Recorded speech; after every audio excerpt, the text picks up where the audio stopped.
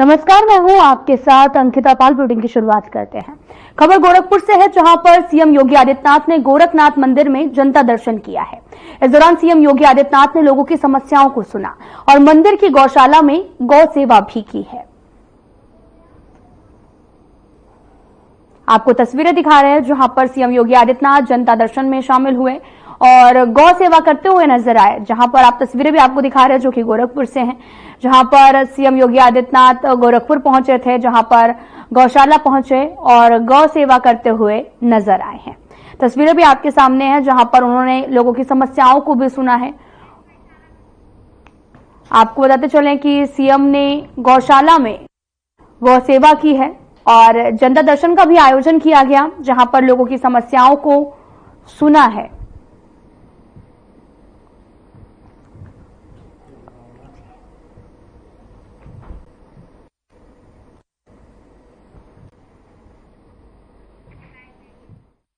आप जाके चेक कर लीजिए, कर्नाटक में 2021-22 में जो इन्वेस्टमेंट था वो 1,63,000 करोड़ था, अब 54,000 करोड़ पे आ गया। हिमाचल में आप याद करिए कि इन्होंने क्या दावा किया था कि हम पेट्रोल और डीजल के दाम कम कर देंगे, आते ही 3-3 रुपए बढ़ा दिए। और उसके बाद क्या स्थिति हो गई कि सरकार के पास कुछ ही दिनों में इतना पैसा भी नहीं रह गया कि वो सही ढंग से आर्थिक राजधानी है मुंबई, अब पुनः महाराष्ट्र फिर नंबर 1 पे आ गया है। चाहता है कि कांग्रेस जब जब सत्ता में आती है तो जो कहा गया वो कभी पूरा नहीं कर पाती है। जहां तक उन्होंने कई प्रश्न खड़े किए हैं, मैं कहना चाहता हूं, रोजगार की आप बात करते हैं तो रोजगार के लिए सबसे प्रामाणिक और एक अन्य कुछ सर्वेस के हिसाब से इन 10 वर्षों में 54 करोड़ जो वर्किंग पर्सन्स ईयर होते हैं वो क्रिएट किए गए, अर्थात प्रत्यक्ष या परोक्ष रूप से कितने लोगों को रोजगार मिला उसका एक संकेत होता है। और ईपीएफओ एकदम ऑथेंटिक, डॉक्यूमेंटेड, अनडिस्प्यूटेबल, जिसके ऊपर किंतु परंतु नहीं किया जा सकता, वो डाटा होता है।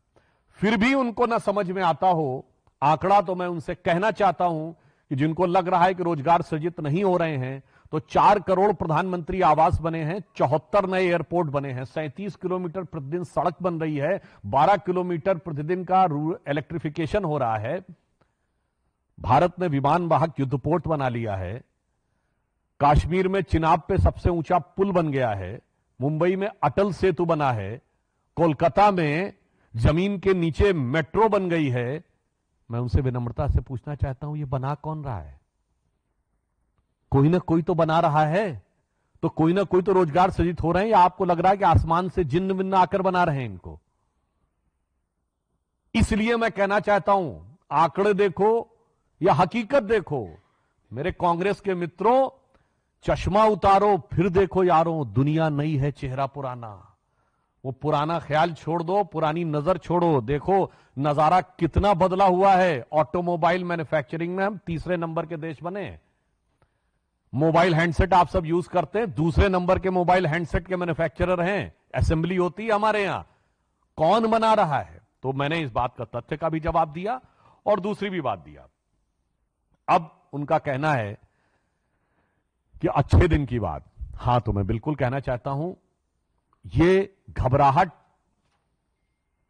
ये बौखलाहट, ये खिसियाहट कांग्रेस में मुसलसल समझी जा सकती है, यानी सतत रूप से समझी जा सकती है। मानवीय बात है, उनके अच्छे दिन इतने दूर चले गए, शायद उन्होंने सोचा नहीं होगा कि 139 साल पुरानी पार्टी 3रे अटेम्प्ट में 3rd डिजिट टच नहीं कर पाई। कांग्रेस अपने 139 साल के कार्यकाल के न्यूनतम बिंदु के ऊपर है। कांग्रेस के नेतृत्व ने 1 शताब्दी से अधिक के दौर में एक से एक बड़े और महान नेता भी दिए, और कई बार उनका नेतृत्व जनता की नजर में खलनायक भी बना, मगर उपहास का पात्र यदि बना तो पहली बार अब बना है। मुझे लगता है कांग्रेस के लिए इससे ज्यादा बुरे दिन नहीं हो सकते थे, इसलिए उन्होंने अच्छे दिन की बात उनको बहुत दूर की कौड़ी नजर आती हो और ये उनके दिल का मलाल हो, वो उभर के आ जाता हो, तो स्वाभाविक रूप से कहा जा सकता है। अगला उन्होंने बिंदु कहा विकसित भारत की बात। तो हम ये बताना चाहते हैं कि भारत 5वीं बड़ी अर्थव्यवस्था बना है, और just last week International Monetary Fund की चीफ क्रिस्टिना जॉर्जिएवा ने यह कहा है कि भारत 7% की ग्रोथ रेट के साथ वर्ल्ड की मेजर इकोनॉमीज में फास्टेस्ट ग्रोइंग इकोनॉमी होगा। मैं कांग्रेस के मित्रों से कहना चाहता हूं, ये भारत सरकार का डाटा नहीं है, वो आईएमएफ और वर्ल्ड बैंक कह रहे हैं, जहां आपके परम आदरणीय सम्माननीय उद्भट वित्त शास्त्री मनमोहन सिंह जी जॉब कर चुके हैं, वो संस्थान बता रहे हैं। और उसके साथ एक और बात है, भारत 7% पे है with a distant to China का 4.8, यानी 2.25% का अंतर है। तो उसके बाद आपको यदि नजर नहीं आ रहा है कि भारत विकास के किस दौर पे जा रहा है, और एक दौर था जब कांग्रेस आखिरी बार सत्ता में थी 1984 के आसपास, तो देश में साक्षरता दर 34-35% के आसपास थी। आज वो देश जिसके लिए कहा जा सकता था कि यहां तो लोगों की साक्षरता और लिटरेसी कम है, आज डिजिटल ट्रांजैक्शन में दुनिया का 46% ट्रांजैक्शन भारत में होता है। यानी जितनी आपके जमाने में साक्षरता नहीं थी, उससे ज्यादा भारत का डिजिटल ट्रांजैक्शन में हिस्सा हो गया है। अब इसके बाद भी अगर आपको भारत का विकास होता नजर नहीं आ रहा है, तो मुझे लगता है फिर एक बार यह आपके दृष्टि दोष या नजरिए की ही जो बदगुमानी है उसको शो करता है। और फिर हम यह भी कहना चाहते हैं कि उन्होंने कहा ना खाऊंगा ना खाने दूंगा। यह तो वाकई कांग्रेस के दिल का दर्द ऐसा उभरा होगा कि भाई मोदी जी जब से आए हैं तो खाना बड़ा मुहाल हो गया है उनके लिए। जिन जिन राज्यों में उनकी सरकार है उनके लिए भी खाना बड़ा मुहाल हो गया है। और मैं सिर्फ एक प्रत्यक्ष उदाहरण देना चाहता हूं, जब राजीव गांधी जी कहते थे 1 रुपए में से सिर्फ 15 पैसे पहुंचता है, तो ये 85 पैसे खा लिया जाता था। और आप सबको यदि ध्यान न हो तो मैं याद दिलाना चाहता हूं, पार्लियामेंट में एग्जैक्ट स्टेटमेंट जानते राजीव गांधी जी का क्या था? जब दिल्ली से 1 रुपया चलता है तो एक हाथ से दूसरे हाथ से तीसरे हाथ जाते जाते वो घिसते घिसते 15 पैसे पहुंचता है। इसका मतलब 1 रुपए में 85 पैसे घिसते घिसते हाथ पे पहुंच जाता था। और उस हाथ की छटपटाहट अब समझी जा सकती है कि उनके लिए जैसे चल रहा था पहले कि सब जिसे कहते थे कि एक हुतो समझाइए आके कूपही में हिया भांग पड़ी है, सब मिलके अपना जिसको देखो वही आज मदहोश है, भ्रष्टाचार में रहता था, वो दिन चले गए। इस कारण से उनको समस्या लग रही है। अगला पॉइंट उन्होंने कहा कि मैं देश नहीं झुकने दूंगा, ये हमारी क्रेडिबिलिटी है। हमारी सरकार आने से पहले हमने बहुत साफ कहा, terror and talks can't go together. Mumbai में 26/11 का हमला हुआ था नवंबर 2008। ठीक 9 महीने के बाद जुलाई 2009 कांग्रेस की सरकार ने शर्म अल शेख में कांग्रेस के और पाकिस्तान के साथ एक ऐसा शर्मसार एग्रीमेंट साइन किया था जिसमें लिखा था कि आतंकवाद से शांति वार्ता प्रभावित नहीं होगी। हमने कहा आतंकवाद के साथ शांति वार्ता नहीं होगी। और ये पिछले 10 साल भारत के इतिहास के इकलौते 10 साल हैं जब हमने पाकिस्तान से कोई ऑफिशियल बाइलेटरल डायलॉग नहीं किया। There is no official bilateral dialogue, कोई औपचारिक द्विपक्षीय वार्ता नहीं हुई। अभी चीन के साथ जो हमारा समाधान निकला है उसकी तो पिक्चर्स अवेलेबल हैं कि वो बहुत साफ देखा जा सकता है। एक दौर था जब आप दबते चले जाते थे, हमने देश को झुकने में उस सीमा तक लाए हैं। झुकने की बात करते हैं, आपके जमाने में आता था कोई, घुस के मार के चला जाता था। और मुंबई, दिल्ली, चेन्नई, नागपुर, जयपुर, गुवाहाटी, लखनऊ, फैजाबाद, वाराणसी, कौन सा ऐसा इलाका था जहां नहीं आते थे? अब और हम सिर्फ जाके करुण पुकार करते थे संयुक्त राष्ट्र संघ में कि देखो भाई, हमारा पड़ोस का मुल्क जो हमसे कमजोर है और हमसे छोटा है, वो हमको सता रहा है। आज भारत जाता है और घुस के मार के आता है। उसके बाद उन्हें लग रहा देश नहीं झुकने दूंगा, तो मैं याद दिलाना चाहता हूं उनको, मसूद अजहर को हमने आतंकवादी घोषित करवा लिया यूएन से। चाहे कोई भी देश हो, बहुत कोशिश की, बड़े बड़े देशों ने कोशिश की, नहीं रोक पाए। तो वास्तविकता में प्रधानमंत्री जी ने जब कहा था कि विकसित भारत बनाना है, उसके साथ साथ अपने स्वाभिमान को भी बड़ा करना है।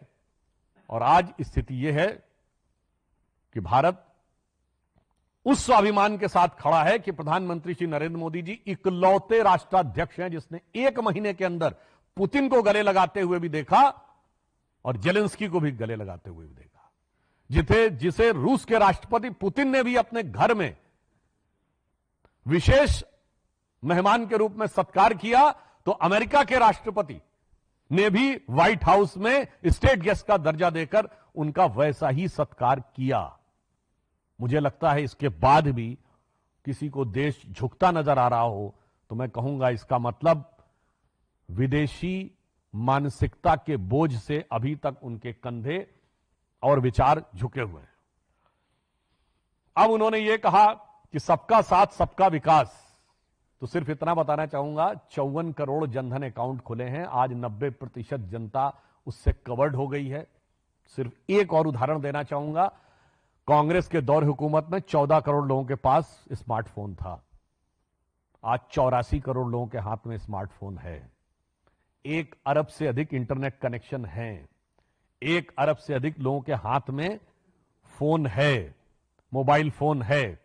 अगर सबका साथ और सबका विकास नहीं हो रहा है और 80 करोड़ लोगों को वो मिल रहा है, वो तो एक अलग विषय है उसी के साथ। और सबसे बड़ी बात यह है कि उन्होंने ये कहा कि मोदी जी की गारंटी एक मजाक है। तो मैं उन्हें बताना चाहता हूं कि उस कांग्रेस के तथाकथित मजाक का वास्तविक स्वरूप क्या है। मोदी जी ने 15 अगस्त 2014 को कहा जनधन अकाउंट, आज 54 करोड़ से अधिक जनधन अकाउंट है। और उस समय लोग कहते थे, बड़े बड़े आर्थिक विशेषज्ञ कहते थे, पैसा कहां से आएगा इसमें। आज जनधन अकाउंट में 2 लाख करोड़ से अधिक का पैसा है, पूरा करके दिखाया। बताइए मजाक कौन बना रहा है, आप या अपना। मोदी जी ने कहा स्वच्छ भारत 2014 में, आज किसी से यह छुपा हुआ नहीं है कि 2014 से पहले जितनी आसानी से लोग हाथ में कोई भी रैपर या कोई चीज हो छोड़ दिया करते थे, आज मानसिकता और विचार में बदलाव आया है। मोदी जी ने कहा बेटी बचाओ बेटी पढ़ाओ, आज नवजात शिशुओं के सेक्स रेशियो में भारी सुधार आया है। और राजस्थान और हरियाणा जैसे राज्य जहां यह सबसे अधिक स्क्यूड था, वहां भी भारी सुधार हुआ। और पिछला वर्ष यह था जबकि अनेक राज्यों में नए नवजात शिशुओं में, कुछ राज्यों में लड़कियों की संख्या लड़कों से अधिक थी। यह बदलाव करके दिखाया है। हमने ओबीसी कमीशन को संवैधानिक दर्जा देने की बात कही थी, संवैधानिक दर्जा दे के दिखाया है। दलित chamber of commerce Modi ji के आने से पहले नहीं सुना होगा, उसे करके दिखाया है। महिलाओं के हित में जो कहा था वो पूरा करके दिखाया है, चाहे सबसे अधिक महिला मंत्री हो अथवा जो जो स्टेप्स उठाए गए। इंडियन डिफेंस फोर्सेस और पैरामिलिट्री फोर्सेस के फाइटिंग फोर्स में पहली बार महिलाओं को कमीशन देकर दिखाया है। ओआरओपी कहा था, वो करके दिखाया है। और सबसे बड़ी बात, धारा 370 कहा था, वो करके दिखाया है। भव्य श्री राम मंदिर का मार्ग प्रशस्त करेंगे, हमने सदैव कहा था, और मार्ग प्रशस्त करके दिखाया है। मगर ये उसके बाद जो लोग हम पे आरोप लगाते हैं उनसे पूछना चाहता हूं, कांग्रेस के प्रॉमिस वहां से शुरू करिए, देश का विभाजन नहीं होगा, हो गया। कश्मीर हम वापस ले लेंगे, नहीं ले पाए। 35A और 370 अस्थाई है, नहीं कर पाए। इसके बाद गरीबी हटाओ 1970 और 2013 में कह रहे थे कि नहीं नहीं वो फूड फॉर सिक्योरिटी देनी है, नहीं कर पाए। जाके देखिएगा, राहुल गांधी जी का एक ये भी बयान है कि आतंकवाद को कैसे नियंत्रित किया जा सकता है सब जगह रहते हुए। आपने जो जो कहा वो नहीं कर पाए। और अभी हाल के वर्षों में आ जाइए, 2018 छत्तीसगढ़, जैसे ही हमारी सरकार बनेगी 10 दिन, 1 2 3 4 5 6 7 8 9 10 दिन में किसानों का सारा कर्जा माफ हो गया। क्या 5 साल आके चले भी गए, नहीं कर पाए। राजस्थान में 5,000 रुपए बेरोजगारी भत्ता देंगे, आके चले भी गए। मतलब जब ईवीएम ने अच्छा काम किया था 2018 में आ गए थे, और 2023 में जब ईवीएम ने गड़बड़ काम कर दिया तो वो चले गए, बेचारे काम नहीं कर पाए। और अभी आप देख रहे हैं जो कर्नाटक में, तेलंगाना में, हिमाचल में जो हो रहा है, मुझे लगता है कि ऐसा कहकर कांग्रेस पार्टी अपना मजाक बना रही है। यदि वो प्रधानमंत्री श्री नरेंद्र मोदी जी के लिए ये कह रहे हैं तो इसके द्वारा वो अपना स्वयं का मजाक बना रहे हैं। क्योंकि हमारे यहां कहा गया है, किसी विराट व्यक्ति को कितना भी छोटा सिद्ध करने का प्रयास करो, उसके विराटता पर असर नहीं पड़ता है। जे बड़ेन को लघु कहें, नहीं रहीम घट जाए, और गिरधर मुरलीधर कहें, महिमा बदलत ना है। ये अब्दुल रहीम खान खाना का दुआ है। मतलब वो जरा सेकुलर लोगों को याद रखना चाहिए कि उन्होंने भगवान कृष्ण के लिए कहा है कि बड़े लोगों को कितना छोटा करने का प्रयास करो, वो छोटे नहीं होते। जैसे उनको गिरधर कहो, इतना बड़ा पर्वत धारण करने वाला, या मुरलीधर कहो, बराबर रहता है। मुझे लगता उसी प्रकार उनके भक्त जो मोदी जी हैं, वो भी बड़ी सहजता से बड़े बड़े कार्य कर रहे हैं। आप कितना छोटा करने का प्रयास करें, उससे किसी उनकी प्रतिष्ठा, गरिमा, लोकप्रियता पर कोई प्रभाव नहीं पड़ने वाला है। अब वैसे तो इतनी इतनी चीजें हैं कि अगर आप देखें तो आप ये देख सकते हैं, ये इन्होंने कर्नाटका के लिए कहा था, ये तेलंगाना के लिए कहा था। अब बोलते बोलते तो बहुत लंबी प्रेस कॉन्फ्रेंस हो जाएगी कि वो फिर तो ये कहना पड़ेगा ना कि वो दास्तां कहते कहते जमाना सोने लगेगा। ये हिमाचल में इन्होंने किया था, आप लोग इसको देख सकते हैं कि जो इन्होंने कहा वो कभी नहीं किया। अब मैं ये कहना चाहता हूं कि जो कुछ उन्होंने कहा वो सिर्फ एक जजमेंट की गलती नहीं है। उन्होंने कहा उनसे गलती हो गई और वही प्रॉमिस करिए जो करना चाहते हैं, तो मैं उनसे कहना चाहूंगा, मोदी जी के विरुद्ध आपके मन में आती हुई छटपटाहट और बौखलाहट के चक्कर में आपने जो किया, उसके लिए उनके लिए एक पंक्ति कहना चाहूंगा कि सही राह को छोड़कर जो मुड़े हैं, कभी पग न उनके शिखर पर पड़े हैं, और बिना पंख तोले उड़े जो गगन में, न संबंध उसके गगन से जुड़े हैं। कांग्रेस को यह याद रखना चाहिए। मगर मैं इससे ज्यादा गंभीर बिंदु यह कहना चाहता हूं, यह सिर्फ कोई उनकी जजमेंट की गलती नहीं है। आज जो प्रधानमंत्री जी ने कहा है, कांग्रेस जिस प्रकार के अर्बन नक्सल्स के हाथ में चली गई है, यह एक सोचे समझा षड्यंत्र और भारत में अराजकता उत्पन्न करने के एक प्रयास का हिस्सा भी है। मैं पुनः आपको यह बात भी बताना चाहता हूं, जो मैं पहले भी कह चुका हूं। इन्होंने कहा था 8,500 खटाखट स्कीम देंगे, यानी 1 लाख रुपए हर परिवार की एक महिला को देंगे। भारत में कितने परिवार हैं? 140 करोड़ की जनसंख्या को 4.5% पर फैमिली है, उससे डिवाइड करिए, 31 के आसपास आता है, यानी लगभग 31 करोड़ परिवार हैं। और आप कह रहे हैं हर परिवार की हर महिला को 1 लाख देंगे। इसका मतलब 31 लाख करोड़ रुपया आप बांटने का प्रॉमिस कर रहे थे। और जाकर बजट में चेक कर लीजिए, पिछले बजट में भारत की जो रेवेन्यू रिसीप्ट है, यानी राजस्व आय है, वो 26,80,000 करोड़, यानी 27 लाख करोड़ भारत की कुल आमदनी नहीं है। और ये 31 लाख करोड़ बांटने का कैसा वादा किए थे? जैसे पॉन्जी स्कीम वाले लोग करते हैं। गरीब और अशिक्षित महिलाओं के हाथ में जाकर उन्होंने वो कागज थमा दिया था और कहा था इस पे अपना नाम लिख दो और 4 जून के बाद आकर ले जाना। और आपने लखनऊ से लेकर बेंगलुरु तक देखा था कि वो लोग कांग्रेस कार्यालय पहुंच गई थी। ये एक सोची समझी षड्यंत्रकारी मानसिकता का प्रभाव भी हो सकता है। ऐसा नहीं कि ये केवल गलतफहमी के कारण ये बोलने का प्रयास कर रहे हैं। इसमें जिस प्रकार की बातें कर रहे हैं, ये न सिर्फ ये दर्शाता है कि कांग्रेस को शासन चलाने की क्षमता अब जा चुकी है। आज पुणे में इतना ही। नमस्कार।